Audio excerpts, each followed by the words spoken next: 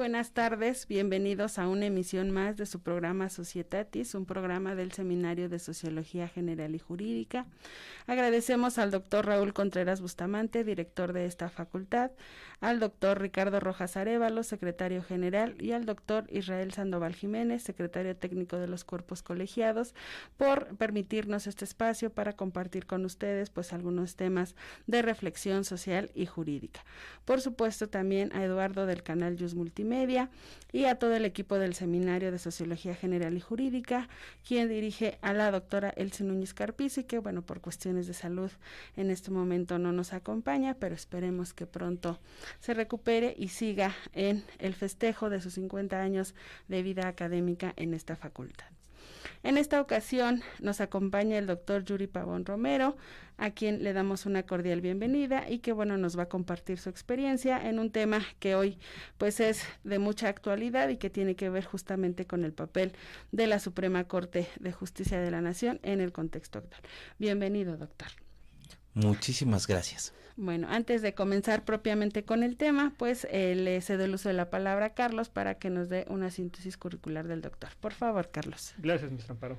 El maestro Yuri Pavón Romero es doctor en Derecho por la Universidad de Alcalá, de Madrid, en España, con la nota distintiva sobresaliente cum laude. Maestro en Administración y Gerencia Pública por el Instituto Nacional de Administración Pública de España. En México obtuvo el título de licenciado en Derecho por la Facultad de Derecho de la Universidad Nacional Autónoma de México y maestro en Derecho por la División de Estudios de Posgrado de la misma facultad. Es profesor por oposición de la Facultad de Derecho de la UNAM con 20 años de carrera académica. Ha impartido asignaturas de Derecho Constitucional y Administrativo en la licenciatura y posgrado de la propia institución, tales como Teoría de la Constitución, Derecho Constitucional, Derecho Administrativo, Control de Convencionalidad y Estructura del Estado Mexicano, entre otras. También se ha desempeñado como docente de la Facultad de Ciencias Políticas y Sociales, impartiendo la asignatura Fundamentos Constitucionales de la Administración Pública en México. Es autor de diversos artículos publicados en el Instituto de Investigaciones Jurídicas, en editoriales como Porrúa, Dickinson y Tirant lo Blanche. Dentro de su experiencia profesional se ha desempeñado como miembro del Consejo Técnico de la Facultad de Derecho de la UNAM. Fue integrante del Padrón de Tutoras y Tutores de la Escuela Judicial del Instituto de la Judicatura Federal, profesor investigador del Tribunal Electoral del Distrito Federal, hoy Ciudad de México, así como asesor legislativo y subdirector jurídico del Instituto Libertad y Democracia en México.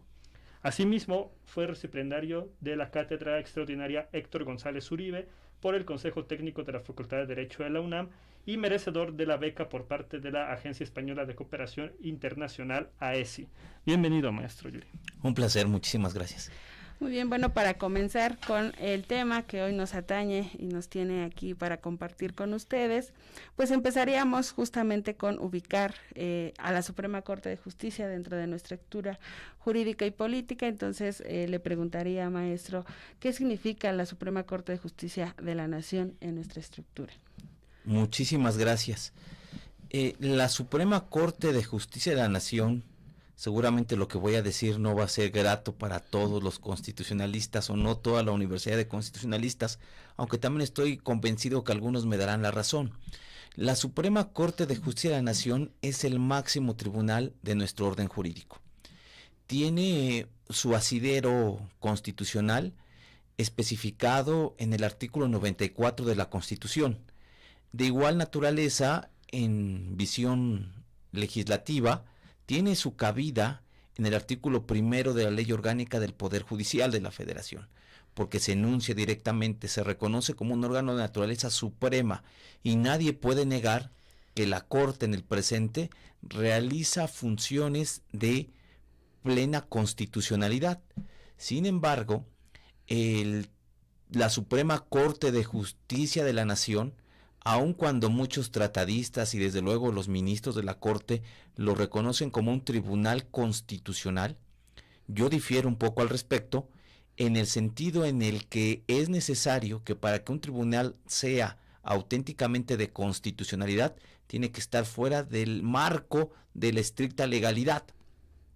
En consecuencia, también podríamos llegar a ver que el tribunal o que la Suprema Corte de Justicia de la Nación funge como un tribunal de corte supremo, un tribunal superior, lo que podría pasar en otras latitudes, en donde realmente existen divisiones tajantes de reconocer por un lado el Tribunal Supremo y por otro lado el Tribunal Constitucional.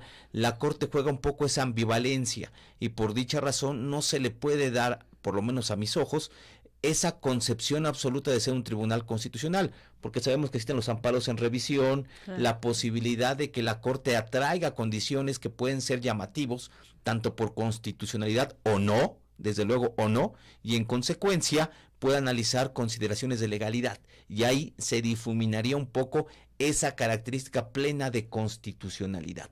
Sin embargo, la Suprema Corte, digamos, es el último bastión, la última frontera de defensa en términos generales del orden jurídico, por lo menos en contexto doméstico, porque también debemos de recordar que conforme al famosísimo expediente Varios, en 912, y en su momento las reformas constitucionales que han acontecido desde el año 2011 en junio y julio, realmente pues nuestro tribunal tiene un límite que sería la estructura doméstica, porque en el presente, digamos, hay un bastión más allá, una frontera más allá, pero que trasciende al orden doméstico, Claro. porque ahora tenemos el control de la convencionalidad, que nos lo merecemos por formar parte de un sistema interamericano de derechos humanos. Entonces digamos que la Corte domésticamente es nuestro supremo tribunal, dejémoslo así, para no entrar en polémicas si de constitucionalidad o de legalidad. Claro. Una vez que usted nos ha hecho favor de darnos una breve semblanza, una breve idea de qué es la Suprema Corte de Justicia, principalmente para los chicos que nos observan, que tienden a ser de primero o segundo semestre, Claro. una cuestión que va a ser fundamental en esta plática que vamos a tener con usted, como bien lo enuncia el título de nuestro programa, pues es el contexto social de la Corte. ¿Cómo no? Entonces, en este sentido, ¿qué generalidades podríamos encontrar de la visión que tienen los ciudadanos, la ciudadanía, sobre la Suprema Corte de Justicia? Yo creo que es todo un tema de estudio, de análisis, creo que muy llamativo, muy interesante, porque tendríamos que preguntarnos a qué tipos de ciudadanos nos referimos. El día de hoy somos testigos, no sé si afortunado o desafortunadamente, siendo testigos de este contexto, donde tenemos un asedio a las afueras de la Suprema Corte de Justicia de la Nación, en Pino Suárez, en el centro histórico, donde hay personas que realmente están desde la mañana hasta la noche haciendo referencias agresivas en contra de los ministros y en particular contra la presidenta del Tribunal Superior, ¿no? Del Tribunal Constitucional o Tribunal Supremo, como en la temática en la que estamos, ¿no? Todas estas agresiones que son fuertes. Sin embargo, también el día de ayer las noticias reportaban que también se presentó un número de personas, tal vez no tan numeroso, pero también nutrido, de personas que llegaban a gritarle consignas en pro a los ministros y a la ministra, gritándole que no estaban solos. Y esto implicó un enfrentamiento duro entre los dos sectores donde posiblemente habían conatos de agresión. Eso es muy, muy, muy malo. ¿Qué es lo que sucede? A ver, tendríamos que identificar entre la gente que, digamos, tuviera un carácter mínimo de conocimiento social de instituciones públicas, otro que estuviera, digamos, en un contexto intermedio y otro que fuera conocedor. Yo creo que la gente que intenta ser medianamente conocedora intenta defender el cariz a través de los recursos o a través de una serie de discursos institucionales como pueden ser estas, para levantar la voz crítica de los alumnos, la conciencia de las personas. Otro grupo de personas tal vez tiene el afán de querer defender a la Corte, y tenemos otro contexto que no sabríamos realmente cómo posicionarse, porque también es cierto que se mueven conforme a intereses, y los intereses terminan incidiendo el lado del pensamiento para ir en contra o a favor. Entonces vuelve una locura. Realmente, ¿qué postura tiene la ciudad con respecto de la Corte? No lo podría yo identificar. Creo que tendríamos que hacer un análisis muy profundo para saber realmente cómo, cuál es la razón de ser, cómo la sociedad tiene en la vista a la Corte. Lo que sí puedo decir es que, en un término general, digamos, los que más podrían conocer del tema son evidentemente los abogados. Y de entre los abogados, los que se dedican a la cosa pública. los encargados de sociología, desde luego, teoría del Estado, derecho constitucional, derecho administrativo, gente que ve la convencionalidad de derecho público. Y yo puedo decir que esa gran comunidad que puede atender a diversos intereses, pero siendo objetiva, está conforme y cree en las resoluciones y en la legitimidad racional que tiene la propia Corte. Claro. Justo aquí en lo que usted dice, maestro, me surge una inquietud. ¿Cuál sería el papel de la manipulación de la información? Justamente por lo que usted dice, ¿no?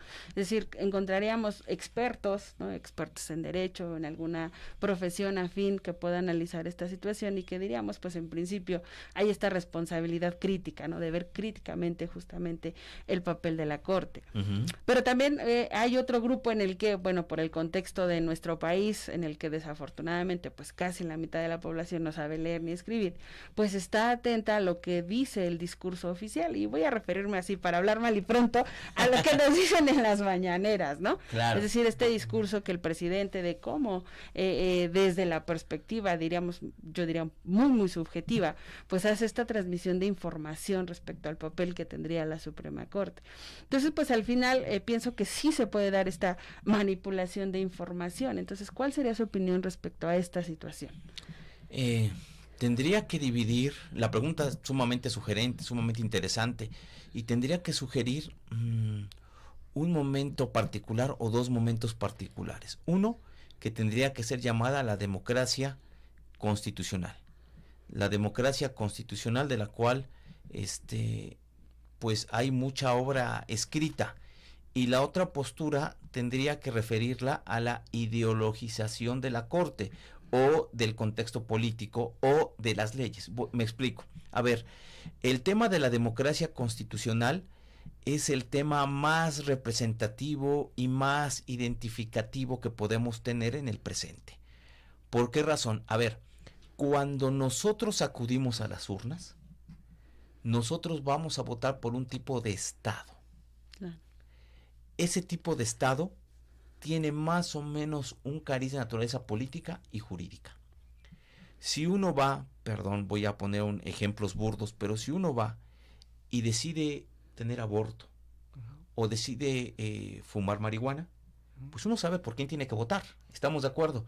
Tal vez así tendría que ser esquemas parecidos como votar a favor de Morena o del PRD. No sé si me doy a entender. Uh-huh. Si yo lo que quiero es buscar un sistema de solidificación de mi creencia religiosa, pues a lo mejor tengo que ir a votar por el PAN. Si quiero votar por un sistema, si lo que yo decido es tener un sistema productivo, estabilidad en mi empleo, a lo mejor tengo que votar por el PRI o por el PAN. Esto conforme a las corrientes ideológicas que tienen en sus planes y programas de acción. Hablo de estatutos partidistas. Entonces la gente va y establece su voluntad dependiendo del tipo de Estado que desea, que manifiesta, y así es como se conforman las cámaras. Las cámaras son la representación social de la sociedad, la institucionalidad de la sociedad. Entonces las cámaras atienden a esa referencia. En consecuencia, muchas veces creemos que la representación de mi identidad como Estado estará en el presidente, en el caso como México, uh-huh. Pero no es así, claro. Porque el presidente tiene una serie de acontecimientos que están tajados o limitados por la ley y la Constitución. Uh-huh. En consecuencia, el presidente, en un estricto sentido, solamente es el aplicador de las normas que se han dado de manera general, abstracta y impersonal por el grupo de legisladores que quieren identificar una razón de Estado. Uh-huh. Entonces, el Ejecutivo lo tiene más sencillo, es un aplicador nato, es un técnico, tendría que serlo. Y en cambio, el legislador se tiene que erigir como ese proceso crítico de la problematización de la sociedad. Cuando un Ejecutivo gana las elecciones, gana por un sistema de mayoría. Claro. Pero cuando el Legislativo se gana la democracia constitucional. Se gana la representación popular. El legislativo es lo que representa. En sentido opuesto, no legisla en absoluto ni participa en la aplicación de la norma el Poder Judicial. El Poder Judicial, su finalidad en el orden constitucional aquí y en China, o sea, en cualquier parte del mundo, es resolver conflictos, no hacer la ley, ni tampoco aplicarla.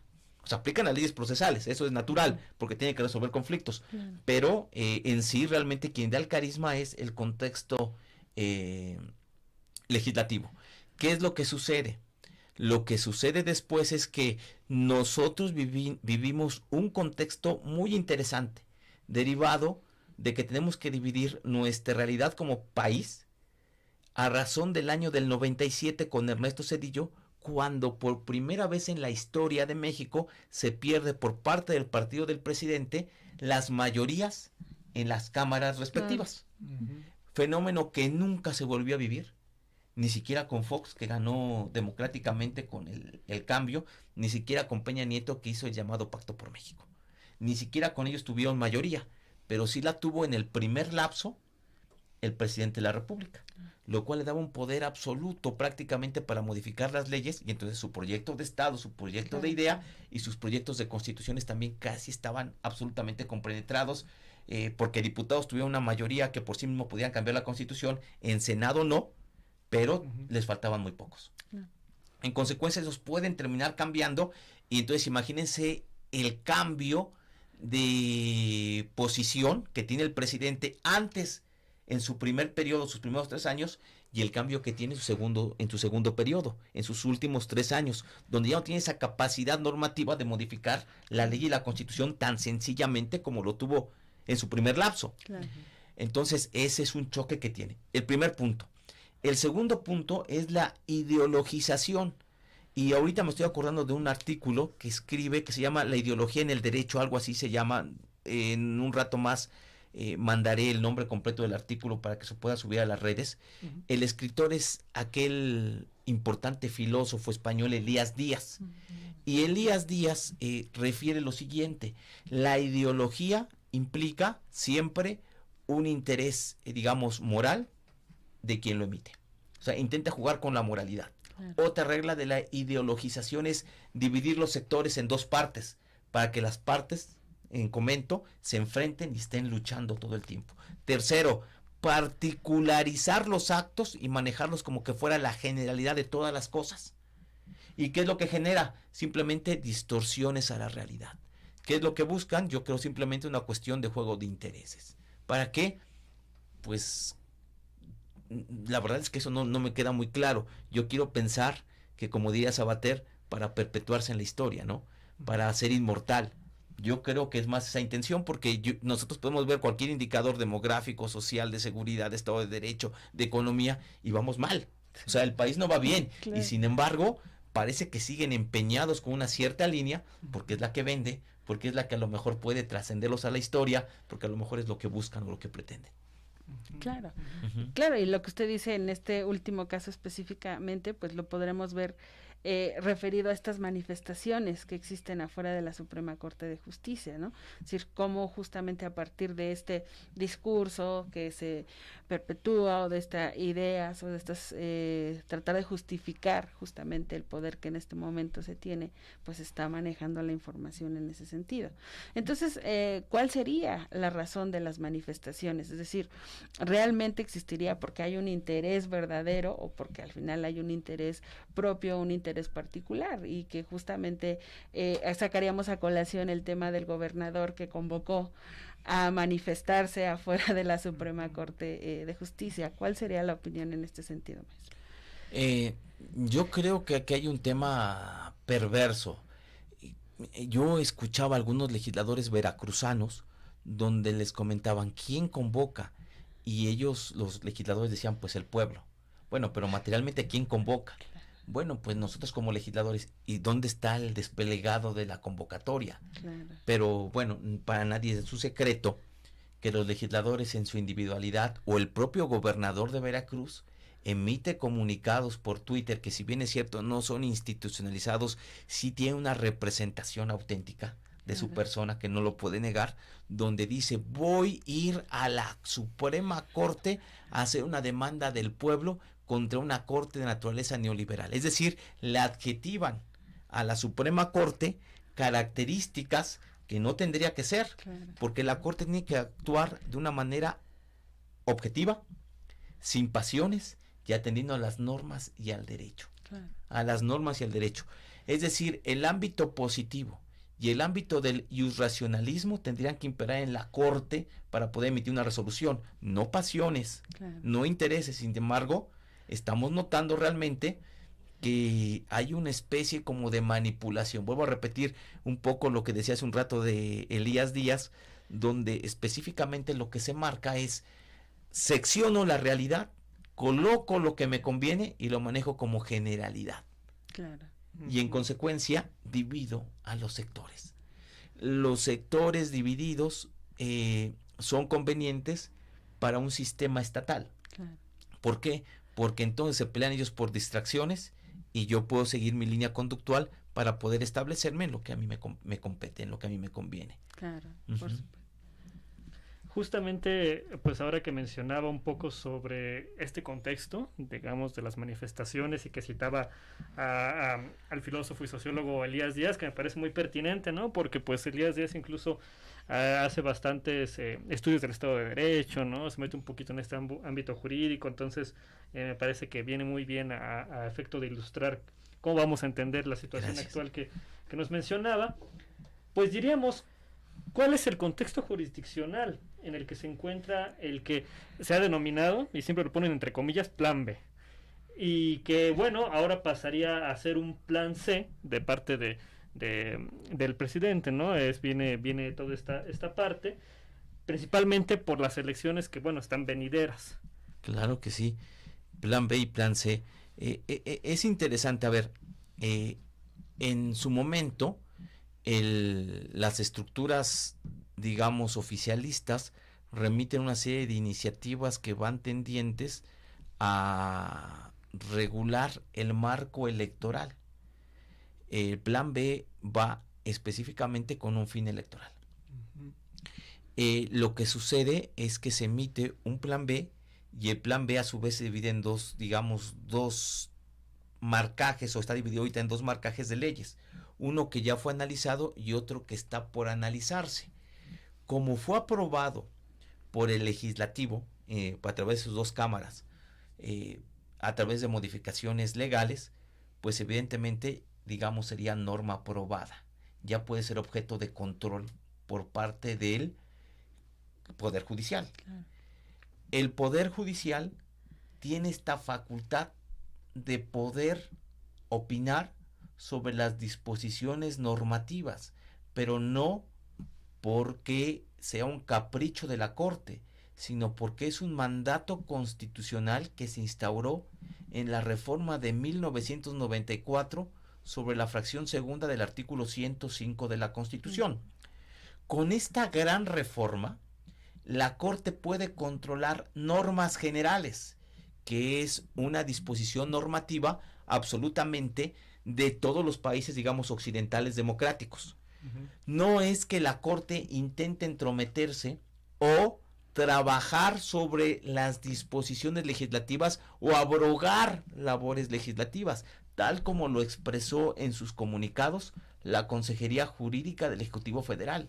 De hecho, esa intervención, ese comunicado es impropio, porque tiende un manto engañoso a toda la comunidad. Es una actitud perversa para deslegitimar un papel objetivo de una institución que es la vanguardia y que es el resguardo de la constitucionalidad. En pocas palabras, el resguardo del orden jurídico. La Corte, en la primer parte del llamado Plan B, lo que hace es decir que el proceso legislativo fue desasiado y en consecuencia lo nulifica. Digamos así, la posibilidad de que pudiera llegar a ser materialmente esa iniciativa. Y ahorita está por iniciarse la segunda postura. Jurídicamente, ¿qué es lo que tiene que hacerse? Se tiene que analizar fondo, desde luego, pero primero tiene que analizarse el procedimiento. Si se tuvo oportunidad por parte de los órganos legislativos de oposición para llevar a cabo el debate y la reflexión. Porque todo proceso normativo tiene que llevar una tesis con su antítesis, en la discusión de enfrentamiento de contrarios, sacar la síntesis respectiva, como decía aquel gran Hegel, ¿no? Hegel en su postura ideológica. Si no se lleva a cabo ese análisis, no hay razonamiento. Y las instituciones descansan en el raciocinio de sus resoluciones. Claro. Nos quedamos con esta idea, maestro. Vamos a hacer un corte y enseguida regresamos. Regresamos a su programa Societatis, el tema que hoy reflexionamos, la Corte en el contexto social actual, y para el cual pues nos acompaña el doctor Yuri Pavón Romero. Cedo el uso de la voz a Carlos para que, bueno, continuemos con las reflexiones del tema que hemos abordado hoy. Sí, nos han llegado algunos comentarios de nuestro auditorio. Liz Ostria, por ejemplo, nos dice: concuerdo, la gente actúa conforme a sus intereses personales, hablando del tema con el que introducimos en este programa. Las personas que no conocen del tema y algo no les parece, pues obviamente van a atacar, pero las personas, que a mi parecer son mayoría, estas que no conocen el tema, pues simplemente dejan pasar por alto cosas que no deberían pasar por alto. Y bueno, maestro Yuri, ahora que hablábamos un poco sobre cuál es el contexto jurisdiccional del llamado Plan B y ahora Plan C, pues algo que se habla mucho, que cuando uno empieza a buscar notas sobre este tema sale a la luz, es el tema de la intromisión de poderes en nuestro país. Entonces, a propósito de este contexto que ya nos brindó sobre que hay manifestaciones en la Suprema Corte, sobre que está en boga este llamado Plan B y ahora Plan C que se desprende del anterior, que tiene que ver con el Ejecutivo, como usted bien nos decía, ¿podríamos hablar entonces de que hay intromisión de poderes? ¿Cómo abordamos este tema que nos puede bombardear un poco en las notas que salen al respecto? Si hay intromisión de poderes, yo creo que aquí tendríamos que establecer dos posturas nuevamente: la intromisión de poderes formal y la intromisión de poderes pues no formal, desde luego. A ver, el Plan C es el que tal vez esté más en boga, porque el presidente de la República con sus intervenciones ha roto el paradigma que debe imperar en cualquier contexto mexicano desde la reforma del 77 y del 94, las grandes reformas electorales. En particular, me refiero a la neutralidad.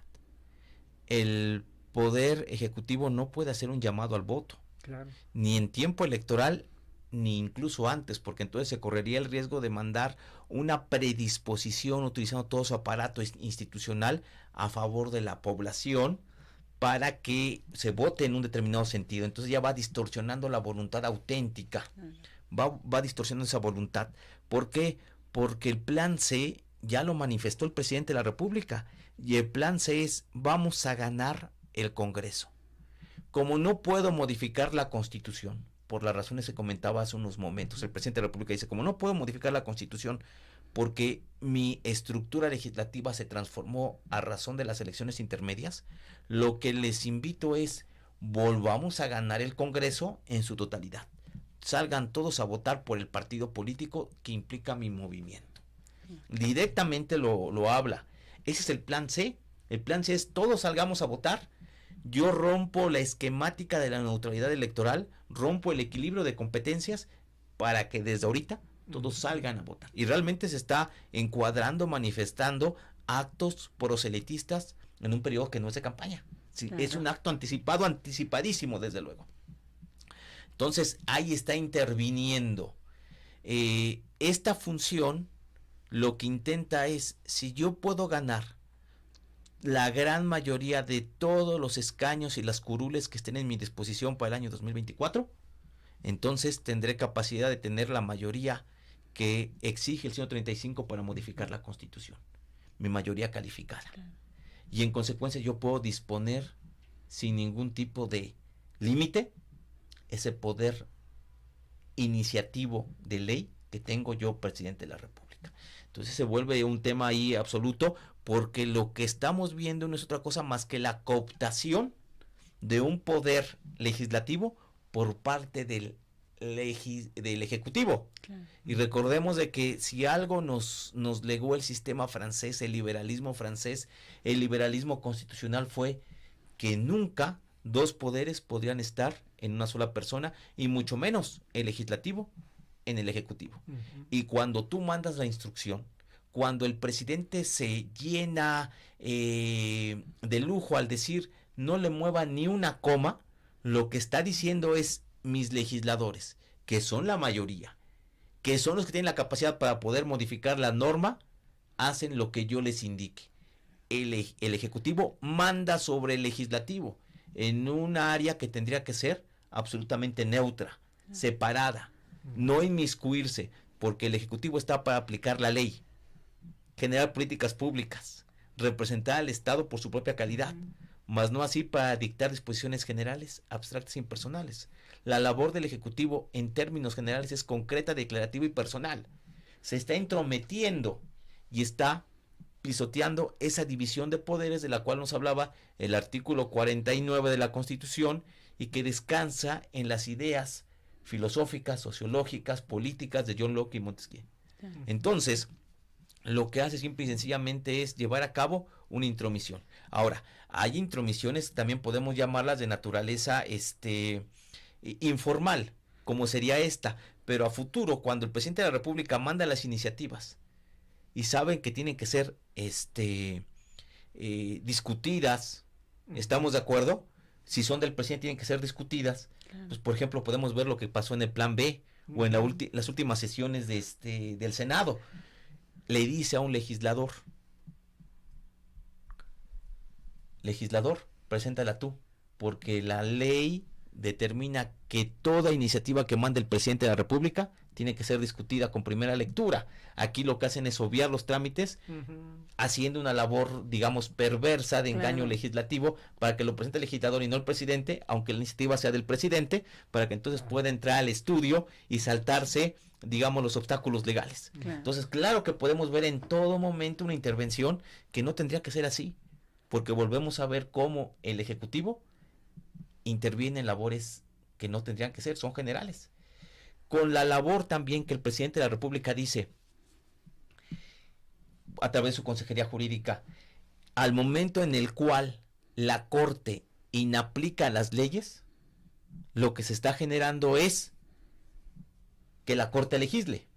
Y no, lo que se está haciendo es que afecta o interviene como legislador negativo, porque no puede permitir desaseos constitucionales o condiciones anticonstitucionales. Cuando el presidente de la República, a través de su consejera jurídica, manda esos mensajes, lo que auténticamente está diciendo al diablo con la reforma de 1994. Al diablo con que el poder judicial resuelva cosas públicas. Poder judicial, indirectamente o veladamente, tú solamente debes encargarte de asuntos privados, parece ser que le dice. Tú no puedes encargarte de asuntos constitucionales o de defensa pública. Entonces eso es terrible, terrible, porque si algo tenemos que alegar es que, o sea, alegar a favor de la Corte, es que si algo se ha conseguido, es que no se han permitido improperios legales, como en algún momento, con la intervención de la Corte por su acción de inconstitucionalidad, como por ejemplo, que pudiera tener alguna vez vigencia la Ley de Seguridad Nacional. O que la Guardia Nacional pasara bajo el control de las Fuerzas Armadas, cuando la Constitución decía específicamente que es una institución de naturaleza eminentemente civil. Es decir, la Corte guarda y controla por su propia naturaleza y la de sus integrantes un equilibrio social. Y es, si me lo permiten, en este momento, el único equilibrio jurídico que tenemos. Por último, no quisiera obviar o dejar de mencionar a un cientista político, Sigmund Martin Lipset, que habla de dos momentos de legitimación: la legitimación jurídica y la legitimación por rendimientos.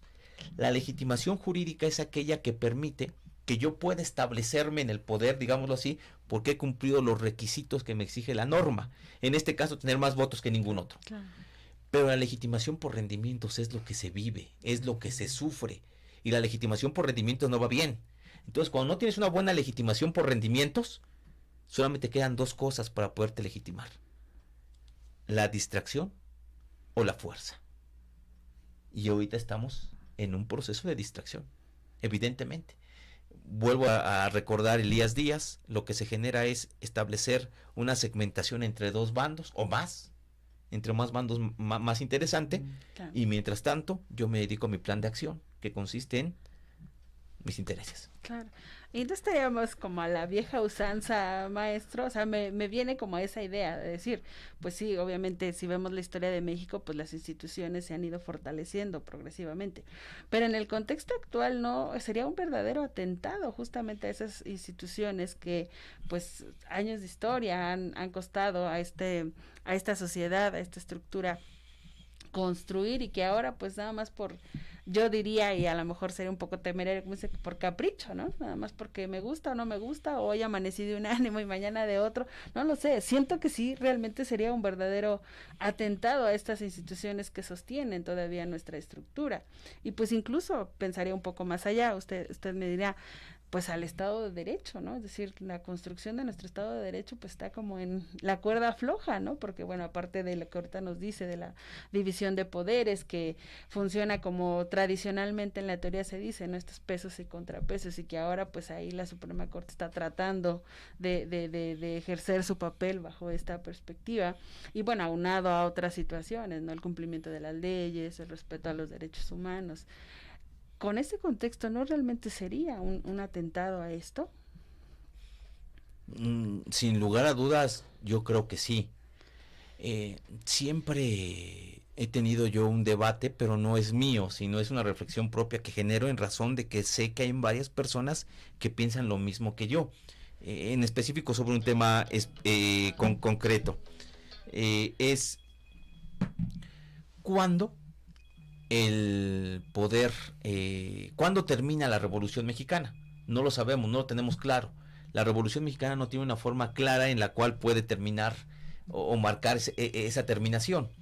Hay quien dice que termina hasta los 70, ¿no? O cosas por el estilo. Hay quien dice que no, que termina en momentos posteriores, incluso después de la misma muerte de Villa, otros que con la muerte de Madero, muchos detalles. Bueno, el hecho es que al final del camino, lo que se estableció fue un andar constante donde el partido hegemónico de aquel entonces lo que lleva a cabo es un proceso de cooptación de los grupos sociales para unificar y poderlos apaciguar, y en consecuencia cada quien podía en su momento específico, conforme a su poder, digamos, público, poder tener candidatos de su respectivo sector.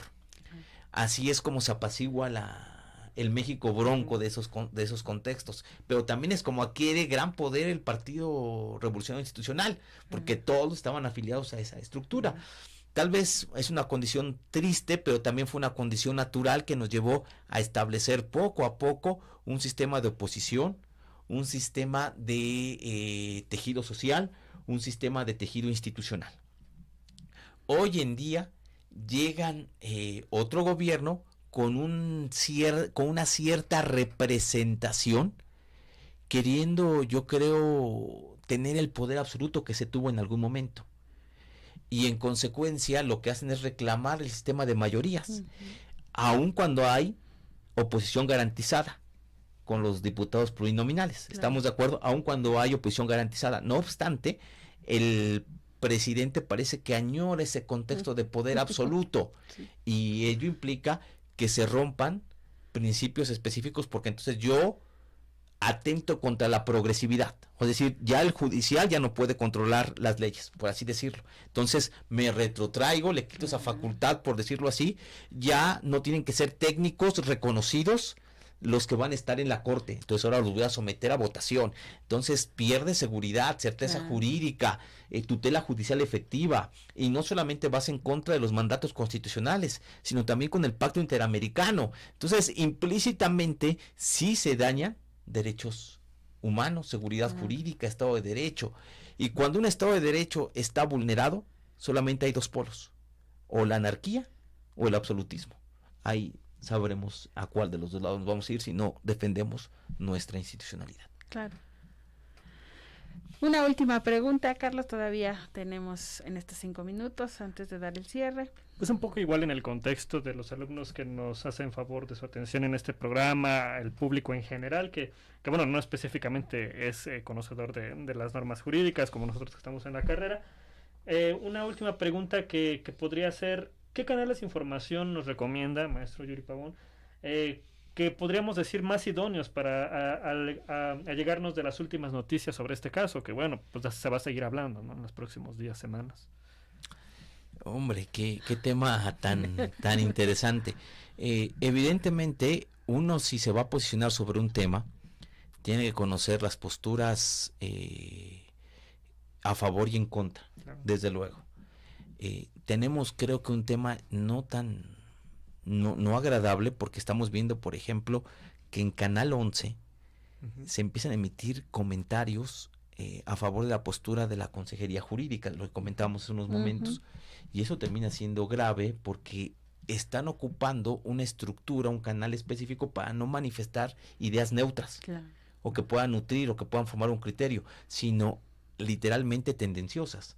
La diferencia entre persuadir y argumentar, retórica, en enseñar esto en argumentación jurídica, implica que la argumentación conlleva razón, pero la persuasión conlleva fuerza. Entonces te pueden terminar convenciendo, entre comillas, a través de un engaño o a través de una falacia. Eso no es lo deseable. La intención es poder tener un argumento sólido que no pueda ser debatido. Entonces, ¿qué es lo que yo pediría? Es traten de buscar siempre editoriales neutras, no tendenciosas, fuentes extranjeras que traten de describir lo que está pasando, y hagan las editoriales propiamente los alumnos, que puedan reflexionar y que lo contrasten con la realidad, para que no sean no puedan replicar el pensamiento de terceras personas, sino que uno pueda construir su propia acción crítica, porque de lo contrario dependería entonces tristemente de quién nos informe o de quién nos comente informaciones. Es triste esto, porque yo quisiera, ante la pregunta que es súper interesante, si a mí algo me enseñaron en teoría política, es ningún movimiento político social puede estudiarse u opinarse plenamente o con seguridad en el momento en el que se desarrolla. Uno siempre tiene que dejar tiempo. Pero entonces, en este momento que es el aquí y ahora, que tenemos urgencia, tenemos que nutrirnos con elementos críticos y neutros. Porque si nos nutrimos con elementos acríticos y cargados, ya sabemos cuál va a ser nuestra resolución. Claro. Y somos, los universitarios somos gente de pensamiento amplio, que no podemos dejarnos convencer absolutamente por nada ni por nadie, más que por nuestra creencia propia, con base en los elementos críticos que poseamos. Claro, sin duda, al final es responsabilidad de todos, ¿no? Independientemente de la posición en que nos encontremos, pero justamente porque pertenecemos a esta sociedad, a este estado, pues tenemos alguna responsabilidad, y como usted bien dice, me adhiero a su idea, ¿no? De hacer este ejercicio crítico, de depurar información, de contrastar fuentes, porque al final, pues todos estamos en la construcción de un mejor país, ¿no? Pues maestro, no me queda más que agradecerle su participación, sus valiosas aportaciones, y bueno, espero que en un futuro nos pueda volver a acompañar, porque sin duda pues estos temas, verdad, dan para mucho, y como usted bien dice, pues hay que dejarlos al tiempo, ¿no? Vamos cómo vamos a evolucionar, pero bueno, por el momento pues le agradezco muchísimo su participación y que nos haya acompañado. El agradecido soy yo con ustedes dos. La verdad es que fue una plática que la disfruté muchísimo. Le mando un saludo a mi querida doctora Elsie Núñez, que se recupere, porque como bien lo decían al inicio del programa, está de plácemes, de manteles largos, porque acaba de conseguir una meta que no cualquiera puede llegar, que se le envidia de buena voluntad. Claro. Uno quiere llegar con facultades plenas a dar clase todo el tiempo y dar lo mejor para nutrir a mejores sociedades. Eso es lo que nutre al maestro. Agradezco a la facultad, a todas sus autoridades y desde luego a ustedes su presencia, pero sobre todo a quien hizo el favor de escucharnos, que esos son unos faquires que tenemos que reconocer. Muchas gracias. Gracias, maestro, y por supuesto también agradecemos el favor de su atención y los esperamos en otra emisión más de su programa Societatis. Buenas tardes.